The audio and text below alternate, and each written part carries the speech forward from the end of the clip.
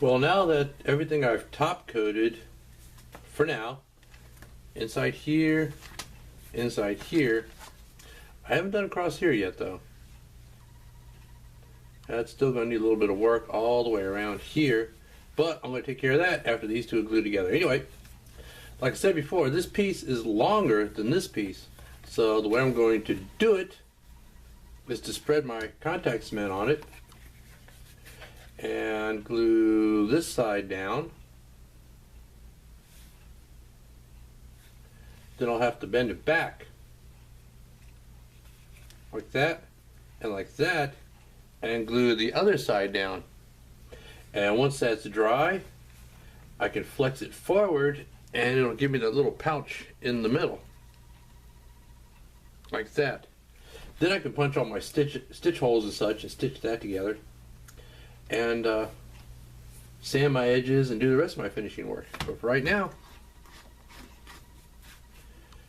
I'm just gonna start on, this side, why not? Doesn't really matter. One side's as good as the other. There's a couple of spots here, like right here,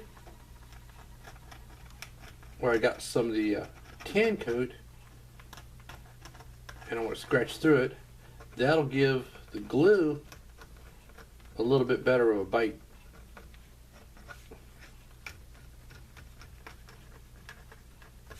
Because I want it to stick thoroughly. I want it to stick very, very well. And actually, after I get this glued together, I'm going to leave it sit overnight because, like I said, I want the glue to be really strong because I'm going to be doing a lot of work on this after that. And I don't want the glue joint to fail. It's not going to. Maybe I'm being overcautious with it. I don't know. But, better safe than sorry. And since my stuff is all made one off, one at a time, by hand, it does take a little bit longer to do some of this stuff.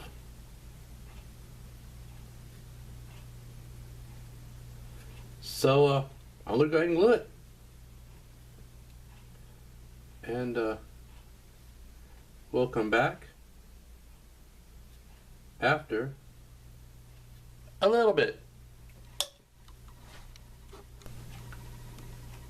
Okay, I use contact cement on this, and the way contact cement works is basically you put some on here and then you put some on there and then you let it sit for a little while. I give it like 5-10 minutes or so until it's not wet anymore. It's just kind of tacky, and what it does is when you put these two together, they're there to stay.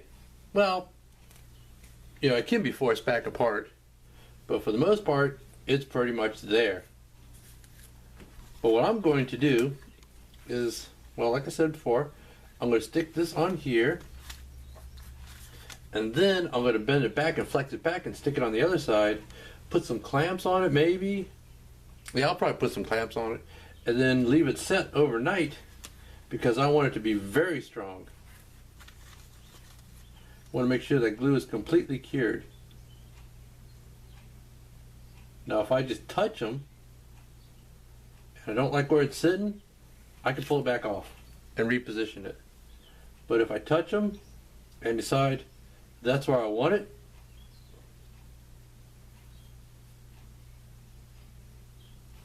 then I can take and mash it down.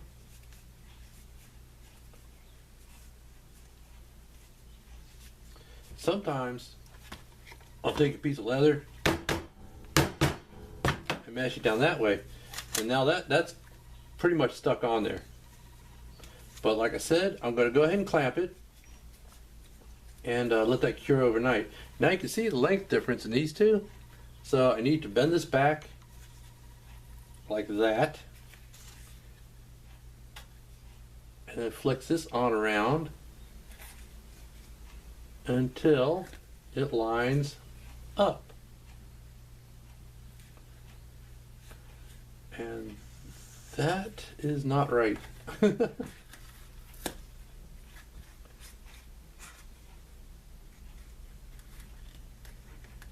We get across the bottom there.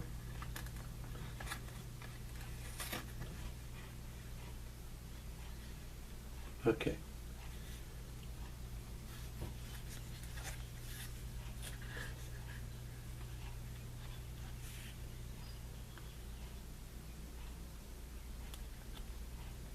Okay.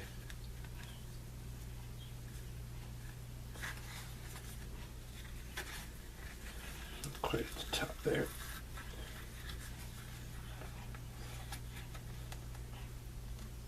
There we go.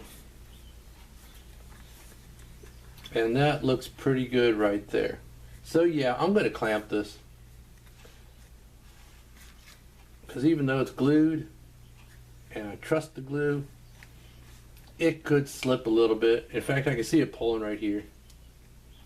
So yeah, I'm going to put clamps on that and let it sit overnight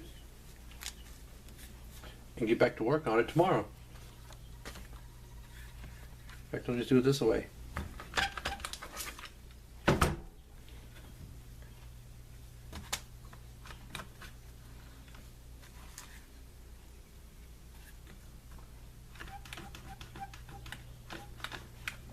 we go.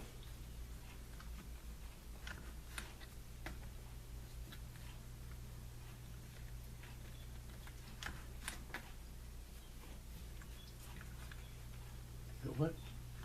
Well, let me get these clamps on, and we'll come back in a little bit.